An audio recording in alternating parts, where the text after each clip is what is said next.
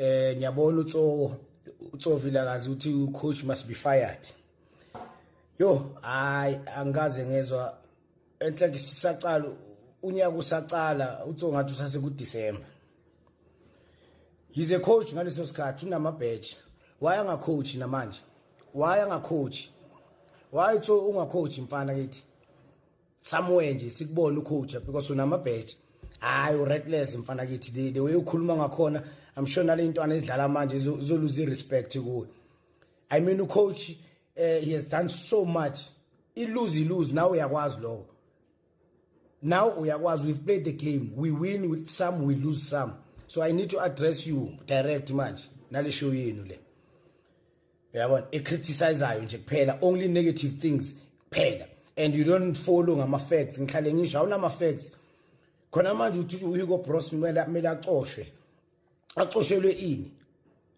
Umuntu o build a team right kanje young players. Now we've got a pool of players. I database into beyifile besinganayo before this guy. Ungacosha ucoach wena 5 months before you World Cup. Lo munye kumele yenzini lo munye. No so hayi mfana ayikho lentweni yabheda uthi yami awukhulumi kahle bhuti wami hayi and we coach.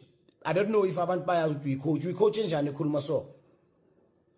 Lo muntu lona phethu sigcine edala ukuluza.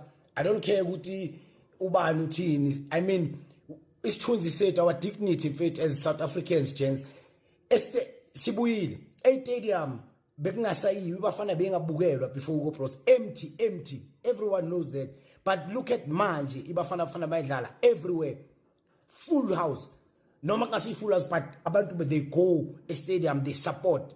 The support is back. Stadium kumnandi manje makudlala ibafana. No, so you need to respect manje.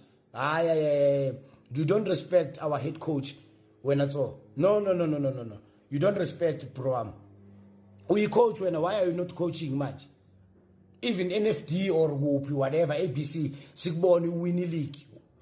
Unama badge uhleli now you busy bashing people lapho kule show yenu le. Mina will never allow that for South Africa. Mina I'm defending South Africa. I'm defending our head coach. And